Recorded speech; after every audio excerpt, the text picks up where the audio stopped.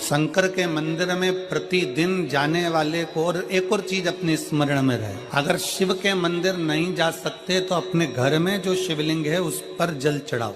और यदि आप अपने शंकर के घर में शिवलिंग पर भी जल नहीं चढ़ा पा रहे हो तो किसी बेलपत्री का वृक्ष हो, उस वृक्ष के नीचे भी जल चढ़ाओ। और कभी कभी मौका मिल जाए, कभी भगवान शंकर की बड़ी करुणा हो जाए, भगवान शंकर की बड़ी उदारता हो जाए, भगवान शंकर की बड़ी कृपा हो जाए, बड़ी कृपा हो जाए, भगवान शंकर जिस दिन तुम्हारे ऊपर बड़ी कृपा कर दे, किसी सोमवार को 3 नियम बना लो। जिस दिन मेरा भोले बाबा तुम पर कृपा कर दे उस दिन सोमवार का एक नियम कि महीने का एक सोमवार मुझे ऐसा करना है, 3 नियम धारण करना है महीने के सोमवार को। पहला, सवेरे जाकर शंकर भगवान को 1 लोटा जल चढ़ाना है।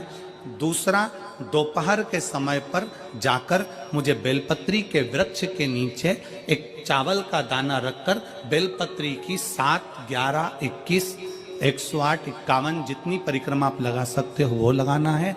और तीसरा, बेलपत्री के वृक्ष के नीचे और शंकर के मंदिर के दरवाजे पर मुझे एक घी का दीपक लगाना है। बस ये 3 नियम जिसने महीने में एक बार ले लिया, समझ लो उसको पीछे हटने की जरूरत ही नहीं, वो आगे ही बढ़े। महीने के किसी एक सोमवार का ऐसा नियम बना लो कि मुझे 3 नियम धारण करना है महीने के किसी भी एक सोमवार को। हम ये नहीं कहेंगे कि तुम सोमवार 5 पढ़ रहे हैं तो 5 को करो, 4 पढ़ रहे हैं तो 4 को करो, 3 पढ़ रहे हैं तो 3 को करो। तुम तो महीने का एक सोमवार का नियम बना। और मेरी जीजियों से, मेरी बेटियों से जो विदेश में रह रही हैं, जो कहीं बाहर रह रही हैं, कहीं बड़े शहर में रह रही हैं, जो रोज मंदिर नहीं जा सकते, हर किसी महीने के एक सोमवार को भी ये नियम निर्धारण थे तो उनसे कहेंगे कि 3 महीने में एक सोमवार का नियम बना लो। 3 महीने में नहीं बना सकते तो 6 महीने में एक सोमवार का नियम बना लो। और 6 महीने में नहीं बना सकते तो 1 साल में एक सोमवार का ऐसा नियम बना लो कि मैं साल का एक सोमवार ऐसा रहूंगी कि सुबह सोमवार के दिन मंदिर में जाकर जल चढ़ाऊंगी, दोपहर में जाकर बाबा को एक अक्षत का दाना रखकर, अक्षत का मतलब है कि बाबा मेरी दिनों दिन उन्नति करना। बेलपत्री के वृक्ष के नीचे जो अक्षत रखा जाता है वो उन्नति के लिए रखा जाता है। शंकर के शिवलिंग पर जो अक्षत रखा जाता है वो रोग मुक्ति के लिए रखा जाता है। अशोक सुंदरी पर जो अक्षत रखा जाता है वो संतान प्राप्ति के लिए रखा जाता है। षडानंद कार्तिकेय की ओर जो अक्षत रखा जाता है वह हमारे बच्चों की सुख समृद्धि के लिए रखा जाता है। विनायक की ओर, गणेश जी की ओर जो अक्षत रखा जाता है वह हमारे घर में कोई मंगल कार्य आ जाए उसके लिए रखा जाता है। और जो पीठिका होती है जिसपे शिवलिंग रखा होता है, पार्वती जी का हस्तकमल, उस पर अक्षत रखा जाता है तो नारी के अखंड सौभाग्य के लिए रखा जाता है। अक्षत रखने का भी तरीका है। एक चावल का दाना कहाँ रखा जाता है, क्यों रखा जाता है, कैसे रखा। अब कई लोग कहते हैं गुरुजी ये शिव महापुराण में आप ये नियम बताते हो, तरीका बताते हो। हम तो उनसे कहेंगे डॉक्टर के पास जाओगे तो डॉक्टर भी गोली लिखकर ये नहीं कह देगा कि ये सारी गोली एक साथ खा जा। डॉक्टर भी कहेगा ये गोली सुबह खाना है, ये गोली शाम को खाना है, ये गोली दोपहर में खाना, ये गोली भूखे रहकर खाना। बोलो सही है कि गलत है। ये रात्रि को खाना खाने के बाद खा लेना, ये खाना खाने के पहले, ये नाश्ते के पहले। और सुनो ये दवाई, ये वाली पीछे वाली जो दवाई लो ना इसको दूध से लेना, ये वाली जो दवाई लो ना इसको पानी से लेना। और सुनो ये डब्बी है इसको पानी में मिलाकर फिर पीना। दवाई लेने का भी तरीका है, उसी तरह शिव महापुराण में एक एक अक्षत का भी तरीका है और एक एक बेलपत्री का भी। कई लोग कहते हैं गुरुजी आप ये तरीका बताते हो शिव पुराण के माध्यम से, कई लोगों के मन में संशय जागता है तो अगर हम एक साथ चावल चढ़ा दे तो उसका क्या तरीका है। तो हमारा निवेदन है डॉक्टर जो दवाई ले एक ही बार में निपटा जाए, एक ही बार में खा ले। दवाई एक बार में पूरी खा गए असर नहीं करेगी, इसमें डॉक्टर का कोई दोष नहीं है। उसने तो बताया था ऐसे लेना ऐसे लेना। और तुमने मैं डॉक्टर साहब ने पूछा दवाई पूरी ली, शाम की दवाई भूल गई थी, सवेरे की दवाई भूल गई थी, ये दवाई भूल गई थी। डॉक्टर कहेगा हमने तो नियम बताया था, तुमने नहीं खाई तो असर कहाँ से करेगी। तुम असर कब करती है जब हम पूजन के तरीके को जान जाएं, जब हम अर्चना के तरीके को जाएं। आप साल भर का एक सोमवार निकाल लो, 6 महीने का एक सोमवार निकाल लो, 3 महीने का एक सोमवार निकाल लो, महीने का एक सोमवार निकाल लो। अपने से दिल में बन जाए तो एक सोमवार ऐसा निकालो जिसके 3 नियम धारण हो। पहला, उसी सोमवार जिसको कर रहे हो उस दिन सुबह जल चढ़ाना। दूसरे, दोपहर के समय पर जाकर बेलपत्री के वृक्ष के नीचे एक चावल का दाना रखना। और परिक्रमा बेलपत्र की जितनी तुमसे बन जाए, जितनी तुम्हारे शरीर की कैपेसिटी हो। जितना तुम्हारा शरीर चलते बन जाए। हम तो ये भी नहीं कहते कि तुम भूखे रहकर भगवान का भजन करो, हम कभी नहीं कहते।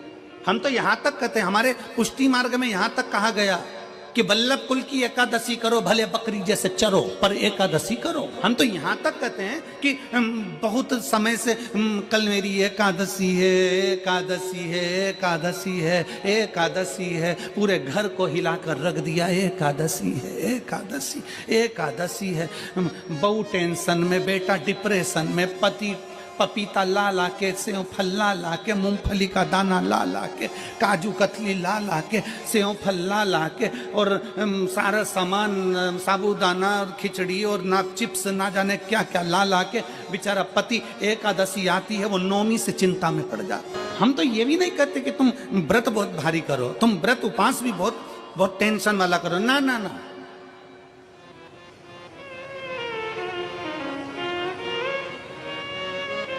अपने को व्रत उपास भी इतना बहुत बहुत भूखे रह रहे हो, बहुत प्यासे रह रहे हो, और मालूम पड़े कि भगवान हमें मिलेगा, भगवान हमें मिलेगा। भगवान कहता है कि देख भाई, मैं भी भूखा नहीं रहता, तू भी भूखा मत रहे, मैं भी चकाचक रहता हूँ, तू भी चकाचक रहे, मैं भी अपने। और भगवान शंकर तो ये भी कहते हैं कि अपना परिवार भी मत छोड़ो। मेरे पास में पार्वती भी, एक ही देवता है जो विद फैमिली मंदिर में, शंकर जी हैं तो पार्वती जी है, तो गणेश जी हैं, तो कार्तिकेय जी हैं, तो नंदी है, सब मंदिर के अंदर चाहिए। शंकर भगवान अपने पूरे परिवार के साथ। शंकर जी तो ये कहते हैं अकेले तुम क्यों रहते हो। शिव जी की एक बात अपने ध्यान में रखना, कितनी सुंदर बात है शंकर भगवान की, बहुत ध्यान में रखिएगा। आप जोहरी नहीं हो, हीरे को नहीं परख सकते। हम भी जोहरी नहीं है, हम हीरा को नहीं समझ। और भगवान शंकर ने पृथ्वी पर जिसको जन्म दिया उसको जोहरी बनाकर पैदा किया है, उसको जोहरी बनाकर भेजा है कि आप भले हीरा को न समझो चलेगा, पर अपने नजदीक में कोई दुखी है तो उसकी पीड़ा को जरूर समझना। भगवान शंकर कहते हैं उसकी पीड़ा का, हीरा को समझो ना समझो पर पीड़ा को जरूर समझो, किसी के दर्द को जरूर समझिए, किसी के दुख को जरूर समझिए, किसी की तकलीफों को जरूर समझिए। हम भी तो अपनी जिंदगी में एक नियम बना सकते हैं कि मैं श्री शिवाय नमस्तुभ्यम का जाप करूंगी।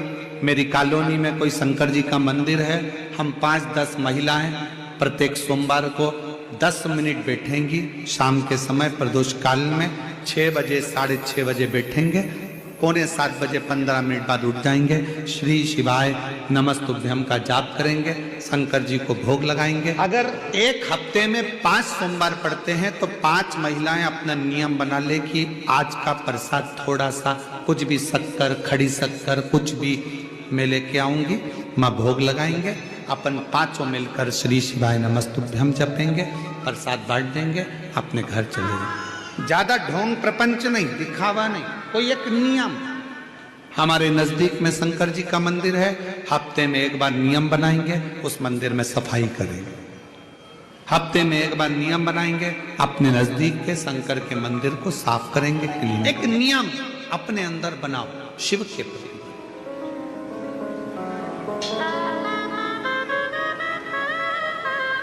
अपने भीतर जब हम नियम बना लेते हैं कि श्री शिवाय नमस्तुभ्यम जपना है, शिव को एक लोटा जल चढ़ाना है, शंकर की आराधना करना है, तो शिव हमारे लिए भी कोई ना कोई नियम जरूर बनाते हैं और हमारा कल्याण जरूर करते हैं। एक नियम बना, इस कथा को सुना, तुम्हारे पति को फल प्राप्त हो।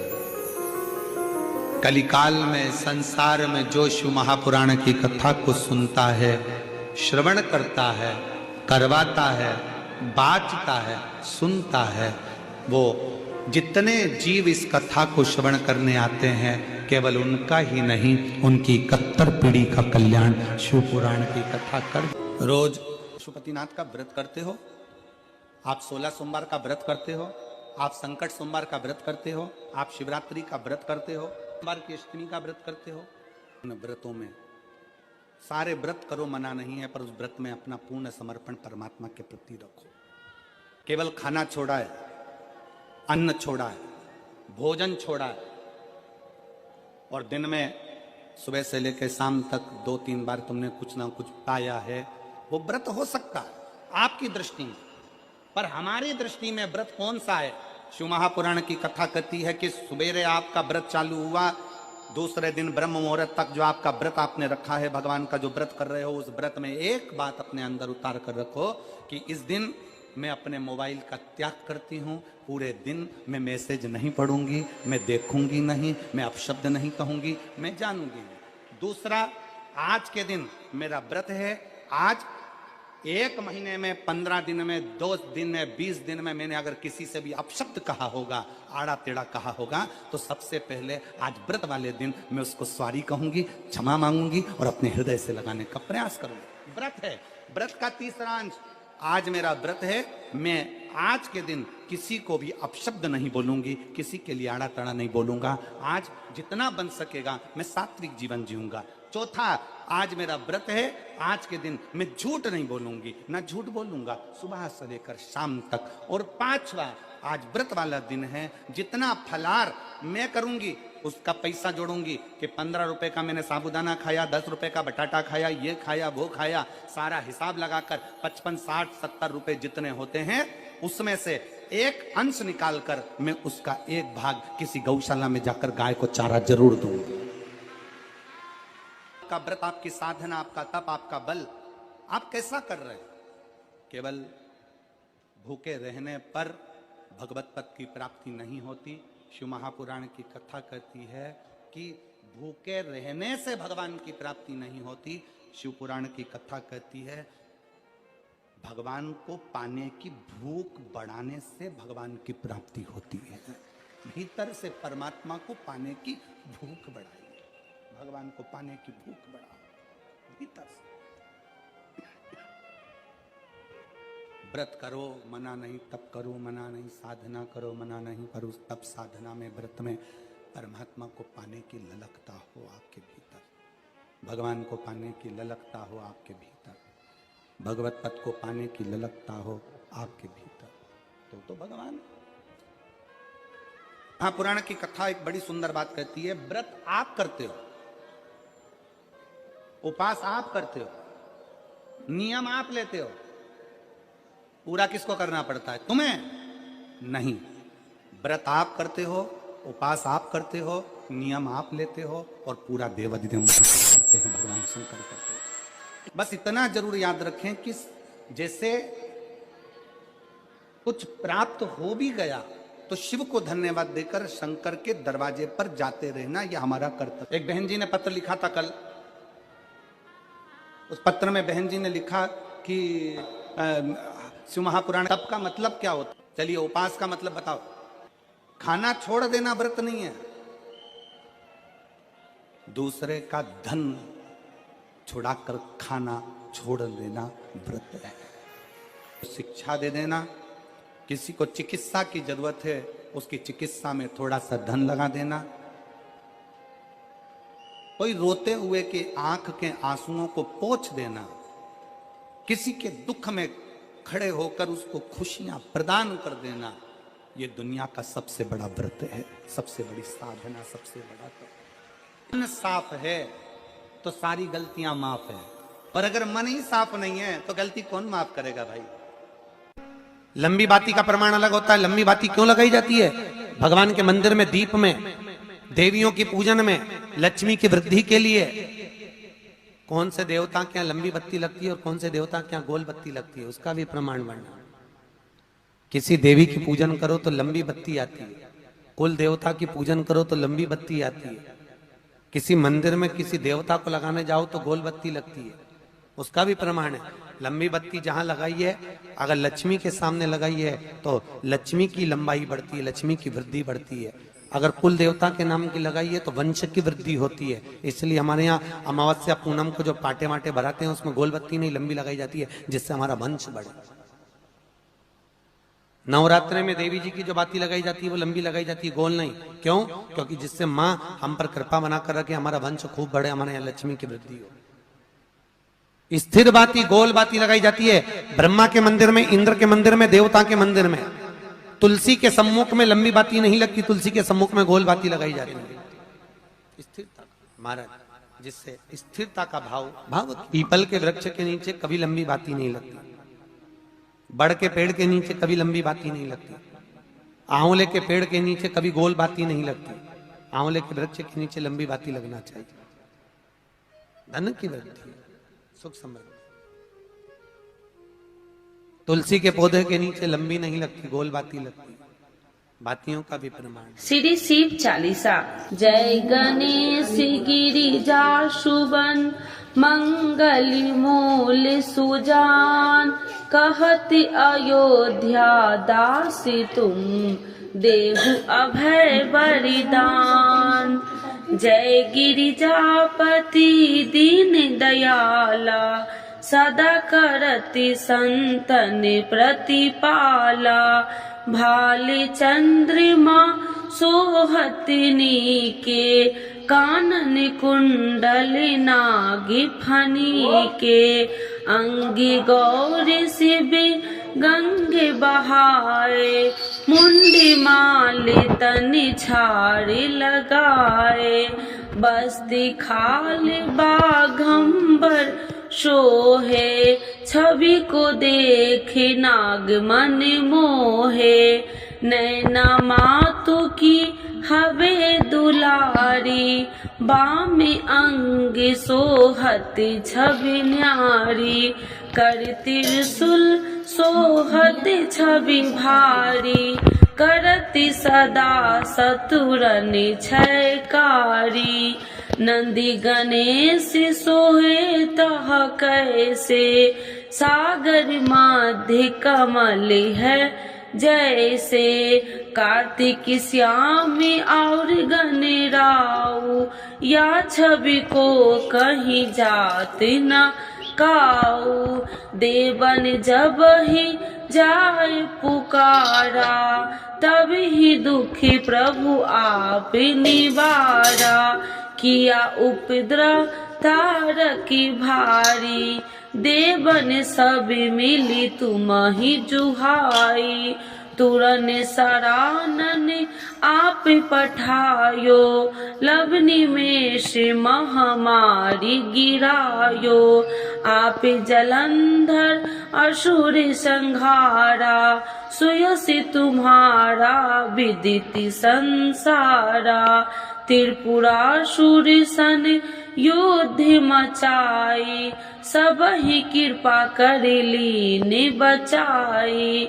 किया तपहि भागीरथी भारी, पूरब प्रतिज्ञाता सुपुरारी।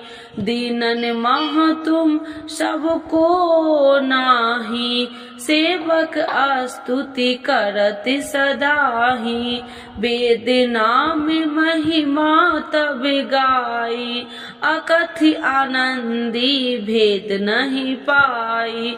प्रगति उडति मंथन में ज्वाला, जरत सुरासुर भय बिहाला। किन्हीं दयात करी सहाई, नीलकंठी तब नाम कहाई। पूजन राम चंद्र जब किन्हा, जीत के लंक विभीषण दिन्हा। सहस कमल में हो रहे धारी, किन्हीं परीक्षा तब ही पुरारी। एक कमल प्रभु राखहु जोई, कमल नयन पूजन चाह सोई। कठिन भक्ति देखी प्रभु शंकर, भय प्रसन्न दिए इच्छित वर। जय जय जय अनंत अविनाशी, करत कृपा सबके घटवासी। दुष्ट सकल नित्य मोह सतावे, भ्रमत रहो मोहि चैन न आवे। त्राहि त्राहि मैं नाथ पुकारू, यही अवसर मोहि आने उबारो। ले त्रिशूल शत्रु को मारो, संकट से मोहि आने उबारो। माते पिता भ्राता सब होई, संकट में पूछत नहीं कोई। स्वामी एक है आस तुम्हारी, आए हरहु हरहु मम संकट भारी। धन निर्धन को देते सदाही, जो कोई जाचे सो फल पाही। स्तुति कहे विधि करे तुम्हारी, क्षमहु नाथ अब चूकी हमारी। शंकर हो संकट के नाशन, मंगल करन विघ्न विनाशन। योगी अति मुनि ध्यान लगावे, सारद नारद शीस नवावे। नमो नमो जय नमः शिवाय, सुर ब्रह्मादिक पार न पाए। जो यह पाठ करे मन लाई, तापर होती है शंभु सहाई। ऋनिया जो कोई हो अधिकारी, पाठ करे सो पावनिहारी। पुत्रहीन कर इच्छा जोई, निश्चय शिव प्रसाद ते ही होई। पंडित तिरोदशी को लावे, ध्यान पूर्वक होम करावे। तिरोदशी व्रत करे हमेशा, ताकि तन नहीं रहे कलेसा। धूप दीप नैवेद्य चढ़ावे, शंकर सन्मुखी पाठ सुनावे। जन्म जन्म के पाप नशावे, अंति धाम शिवपुरी में पावे। कहत अयोध्या दासी आसी तुम्हारी, जानी सकल दुखी हरहु हमारी। नित्य नेम कर प्रातः ही पाठ करो चालीसा, तुम मेरी मनोकामना पूर्ण करो जगदीश। मगसर छठी हेमंत ऋतु, 164 जान। स्तुति चालीसा शिव ही पुण्य के कल्याण।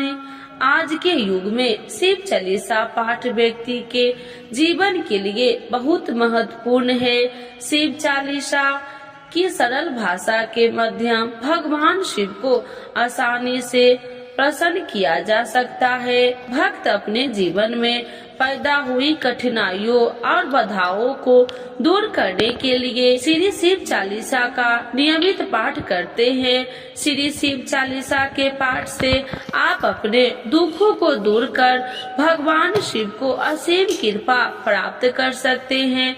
शिव चालीसा का पाठ हमेशा सुबह जल्दी उठकर स्नान करने के बाद करना चाहिए। भक्त प्रायः सोमवार, शिवरात्रि, प्रदोष व्रत, त्रियोदशी व्रत एवं श्रावण के पवित्र महीने के दौरान शिव चालीसा का पाठ किया जाता है। तो एक बार बोलिए प्रेम से शिव जी की जय, माता पार्वती की जय।